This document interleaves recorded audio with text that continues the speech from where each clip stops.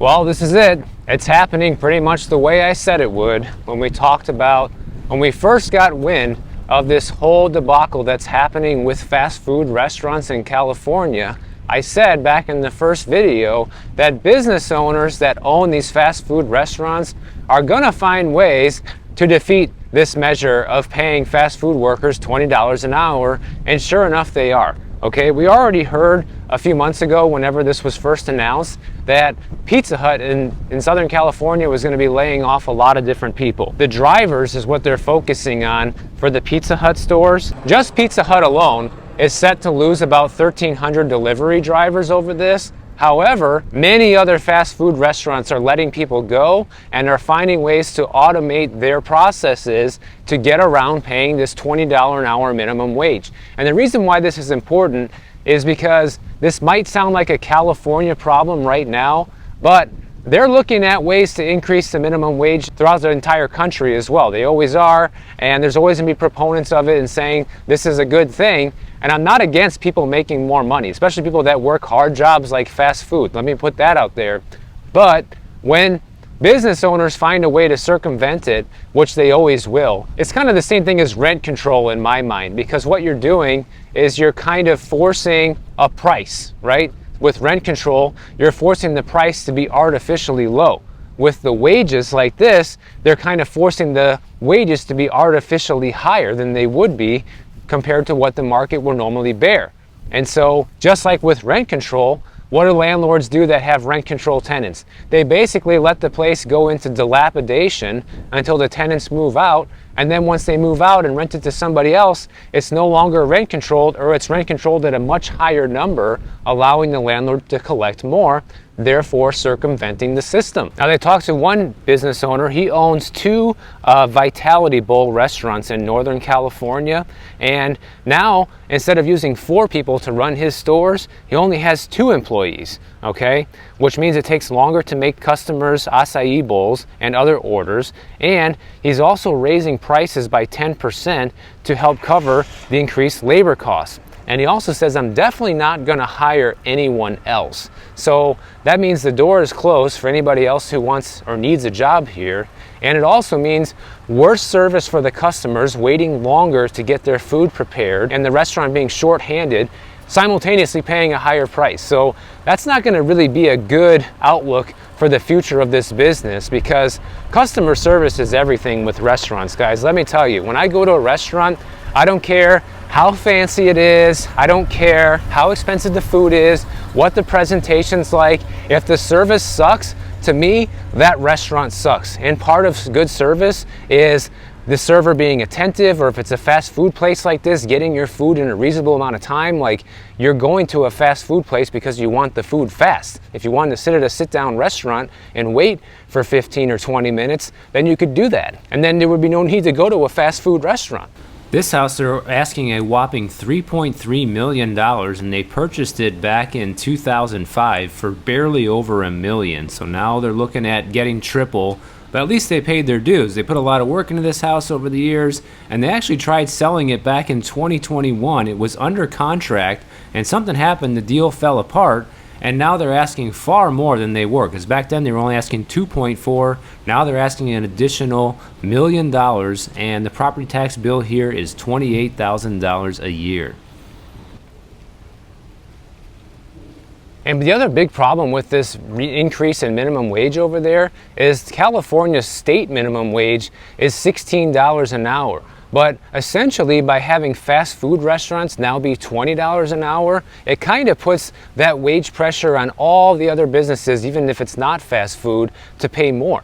Because now anybody looking for a minimum wage job is going to flock to fast food if there's even going to be any openings. The other employers are going to be shorthanded looking for help, or be forced to raise their prices in order to get their wages up. So it's going to be a big problem. I'm going to be interested to see how this is going to be, guys. I'm going to be in California again this summer, and I'll definitely be doing some boots on the ground research on this while I'm there. and show you guys some of the prices and what's going on with wait times and service and all of that. I'm going to be curious to see for myself, so I'll definitely be making some videos about that while I'm out there. So of course, other restaurant owners that aren't firing people, they're looking for other ways to cut their costs, like reducing their hours, closing during slower parts of the day, or serving menu items that take less time to make, so they don't have to pay as many hours. And what makes matters worse is it also prevents entrepreneurs from opening up new businesses, because now that they have to pay people so much, it's like, wait a second, I was thinking about expanding and opening up a couple new locations, but now I think I'll take my business elsewhere to a new state where I don't have to pay somebody $20 an hour and expand over there, which makes perfect sense. Like I said, they're looking at this stuff on a national scale too, because economists have been looking at this for a long time. They say a study that was done by the Nonpartisan Congressional Budget Office last December found that raising the federal minimum wage to $17 an hour from currently $7.25 an hour by July of 2029 could increase wages for more than 18 million people. But it will also likely reduce the employment by about 700,000 workers nationwide. That's almost 1 million people losing a job, even with 18 million getting a raise. I would expect it would probably lead to even further job losses, because you're going to see more business owners do stuff like this if they were to actually implement these new higher minimum wages. And all this, to me, what it really just goes to show, guys, the more the government tries to influence the private market and, put their thumb on the scale, the worse they end up making things, and the worse it actually is for business. And we all know that technology right now is moving at breakneck speeds, and no doubt a lot of these business owners are going to be turning to technology, AI, and robots to fill a lot of these positions or get things done at these restaurants to hire even less people moving forward. Over at Jack in the Box in California, they're testing fryer robots right now and automated drink dispensers to reduce the burger chain's labor needs. And over at Round Table Pizza in California, they said that they're going to be eliminating 73 of their delivery drivers, which is 21% of its current workforce. El Pollo Loco, they're looking at finding ways to automatically making their salsa and other food items to reduce their labor needs. So they're just going to find ways to reduce the amount of human help needed, which is likely going to lower the experience going into these restaurants as a customer, which is likely going to drive their sales down and either, number one, put a lot of these businesses out of business, so there used to be 4 jobs at this place and now there's 0 when the place goes under, or it will lead to even further decline in sales because the service is not good, and possibly lead to more people losing jobs that way. So either way you slice it, this doesn't really have a happy ending, unfortunately. So get ready for the layoffs to continue ramping up over there if you're in California, and having the fast food experience go down significantly, unless you're going to Panera, because they're not considered fast food, since apparently Gavin Newsom is buddies with the owner of Panera Bread. So you don't have to worry about that if you own a Panera Bread in California. You don't have to pay these $20 an hour minimum wages. It's not going to affect you. So it looks like Panera Bread might be the only one coming out the winner out of all of this. And apparently the reason why Panera Bread is exempt from this fast food law is because they bake their own bread in-house. So I don't know why all these fast food chains don't just start doing that to skirt the system. That'd be an easy way to skirt this as well. Like, okay, let's just start baking our own buns here and we don't have to worry about it. They talked to another business owner who owns 10 Auntie Anne's and Cinnabon restaurants in California, and she says that these higher wages are going to lift her labor costs by $470,000 annually, and he's already reduced his staff by about 10 people. His 73-year-old parents now have returned to working in the business to help shave down the costs. And he also decided to turn down a recent offer to add a location in a waterfront tourist area in San Francisco because of the projected operating costs. So they just keep shooting themselves in the foot, guys. Like, this is aimed at being a good thing. Once again, it usually comes from a good place to help people that are not making a lot of money do better in life, but all it's really going to do is probably suppress the entire state economy even further. And all this kind of reminds me a little bit about what's happening in the housing market right now, because a lot of artificial stimulus has gone into the housing market. once again, the government putting their thumb on the scale to try to influence the sale of homes and get everybody who can't afford a home into one. But even despite those efforts, okay, home listings right now are rising, but the buyers are not there. That's the reality. The inventory is going up, but home sales are going down. As of February, according to Redfin, the amount of home listings are up 13% year over year, which is the largest increase that we've seen in 3 years. However, while these home listings are going up, the amount of sales are going down. The pending home sales are down 8% year over year, which is the greatest decline we've seen in 5 months. And so that's not really a good situation for the housing market. Well, it is if you're a buyer, because it means things are returning to normal. But it's not if you just want things to continue down this insane path forever, because it looks like those days are coming to an end. And I've been saying this here on the channel for a long time, that I think it's just going to be a slow burn. And so far it's turning into that. The slow burn is a steady rise in inventory combined with decreasing home sales, because prices and interest rates combined are unaffordable. And you're going to see more listings hit the market, less of them sell. And little by little over time, the inventory will just continue to build because of this. So with the government intervention trying to make it so that housing's more affordable, inevitably they make it more unaffordable, just like this new law in California.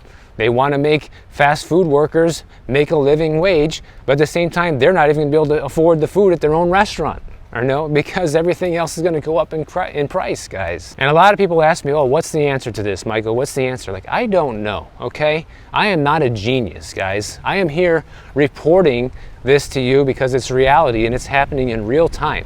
If I knew how to solve all these problems, I'd be trying to. I do think less intervention from the government would be a good thing in practice, although that could also lead to even further exploitation from business owners and people looking to, basically turn people into servants and paying them as little as possible while trying to get as much out of them as possible, and that's not a good situation either. But I think what the real solution to all of these problems is getting inflation down. In fact, even having deflation, where we're in an environment where prices go down for several years. But the problem is the Fed is never going to let that happen, because their target is 2% inflation a year. They're already talking about lowering rates, and we're not even anywhere close to that, which means we're likely to have much higher than 2% inflation for the foreseeable future, much less having prices go down, guys. So that's a fantasy right now. Anybody who thinks we're going to be living in a world where we're going to see prices come down, it's not going to happen. I'm optimistic about a lot of things in life, but as far as prices coming down for everything that we buy and seeing inflation or deflation, it's not going to happen, guys. We're just not going to see it, I don't think, unless there's really an economic catastrophe that causes it. And here's something really interesting to think about for the future of this housing market right now. A lot of people are just waiting for the Fed to lower rates, and that's somehow going to magically make mortgages and home prices affordable again. Well, it isn't.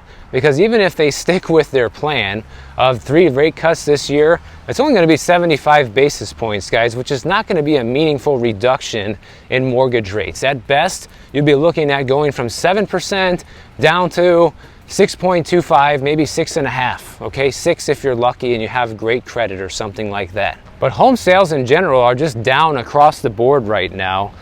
In fact, the Northeast has seen the biggest slowdown in home sales recently at 31.5% lower year over year.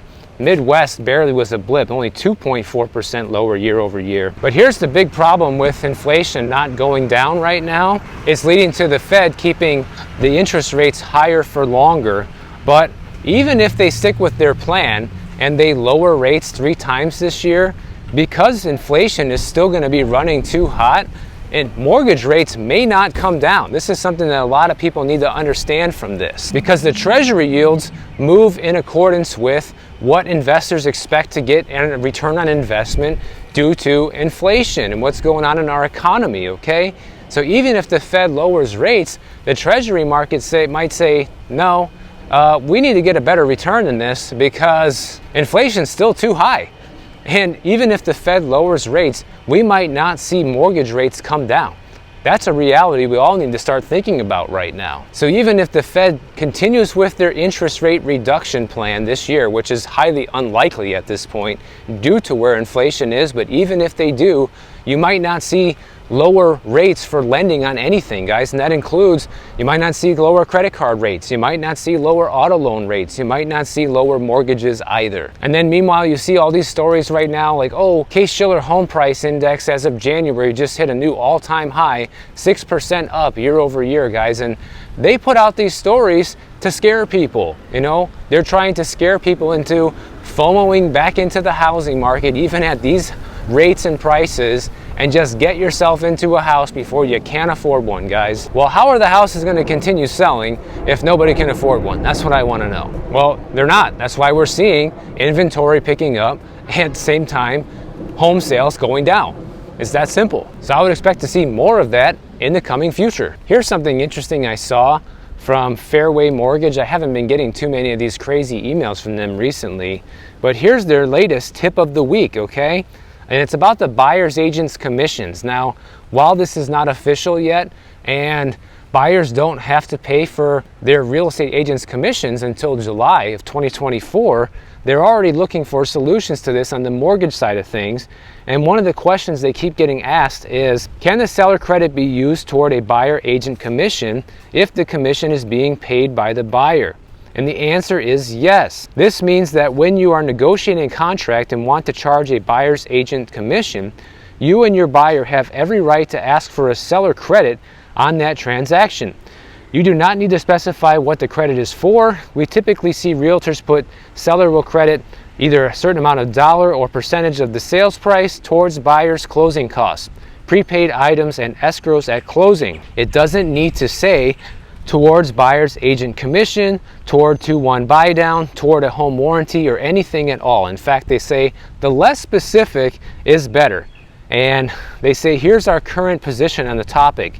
It's customary that the seller's agent pays commissions, including the buyer's agent commission.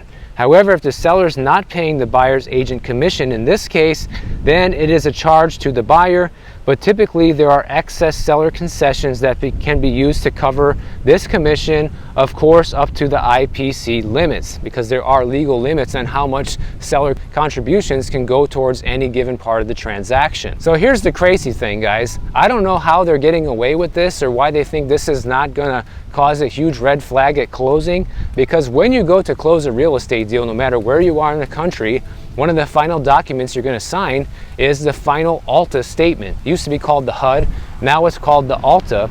And what it does is it shows all of the numbers throughout the transaction, how much the buyer's paying for the property, how much was their down payment, how much is being financed, how much the real estate agents are getting paid in commission, everything. Everybody who's getting paid anything out of the transaction shows up in the final ALTA statement, okay? So at some point in the transaction, when people see this final ALTA for review, the sellers are going to see that their credit went towards paying the buyer's agent commission.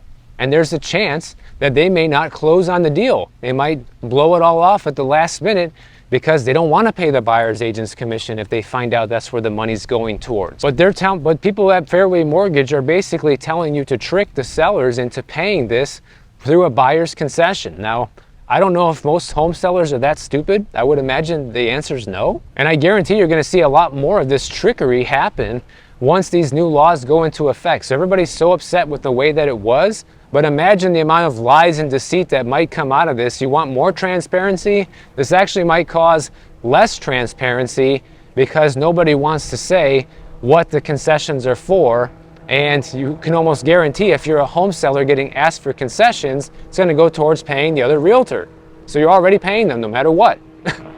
So we're right back to square one. And let's face it, guys, it does not put a good taste in your mouth, no matter what kind of business deal you're doing, when you get to the closing table and you find out that something's happening that you weren't aware of. And it just gives you a bad feeling, like, oh, maybe I don't want to do this now because I feel like I was lied to, I was cheated, you know? I feel like this is not a good approach because I like honesty with everything in life, and this just another way to lie to people. But this is where we are with it. Remember, this house was for sale last time I walked over here. I'm gonna see how much they sold it for. Obviously they did with the pod moving thing here. Let's check it out. Yep, in fact, this house sold for $2.4 million on December 1st. It took them about 6 months to sell the house, and they were about $400,000 off on the price because they originally listed at $2.8 million, ended up selling for $2.4 million, which just goes to show you that the other house that we saw earlier in this video is way off on the price, because that house is not a whole lot bigger than this one, and this one even has a pool. The other one doesn't. And they're asking almost $1 million more, actually $1.4 million more. So that house that was probably going to be sitting on the market forever. And the property tax bill on this house for the previous owner was $23,000 a year. Now that somebody just paid $2.4 million for this house, it's probably going to jump up to anywhere between $40,000 to $50,000 per year. Yep, you heard that correctly. One of my viewers, Ava, she brought up something very fascinating that I wanted to share with you guys here on the channel. She says now that the economy is super expensive, inflation's up, the cost of living is high, you're starting to see more and more people take these hardship withdrawals from their 401k, right? And people who are not retired yet or who are not at the eligible age have to pay a 10% penalty that goes towards the government if you need to take that 10% penalty, okay? And she says that this whole thing is a scam because they force you to start taking contributions once you hit retirement age. It's not optional, first of all. So you have to start taking those contributions even if you don't want it, and there's a tax on that money when you start taking it out, number one. Okay, and then number two, because the economy is so tough right now and cost of living is so high, people are taking hardship withdrawals more than ever and having to pay a 10% tax penalty on top of that. And she thinks this is all on purpose, that the government's doing this just to get their hands on more of your hard-earned retirement savings. I don't know if that's the case or not, but it is an interesting point to bring up. Because in yesterday's video, we talked about how little people have saved for retirement and how people are taking these hardship withdrawals just to stay afloat. And they basically don't have anywhere near enough that they need saved for retirement. And to make matters worse, people are getting penalized when they take these early withdrawals, and you get taxed when you start taking the money out. And the funny thing is, taxes never go down, right? They always go up. So by the time you hit retirement, you're gonna be paying even higher amount of taxes on this money when you're actually retired, unless your income drops significantly in retirement. So all this stuff, man, I'm telling you, is just designed to screw the little guy, is what it seems like. All I can say, guys, is be careful out there, be smart with your money, do everything you can to keep as much of it in your pocket and away from somebody else's pocket right now. I think that's the smartest thing anybody else can do. So if you guys enjoyed this video, make sure you subscribe to the channel. And if you don't want to wait for my next video to come out, check out this one on the screen right over here, and I'll see you in the next one.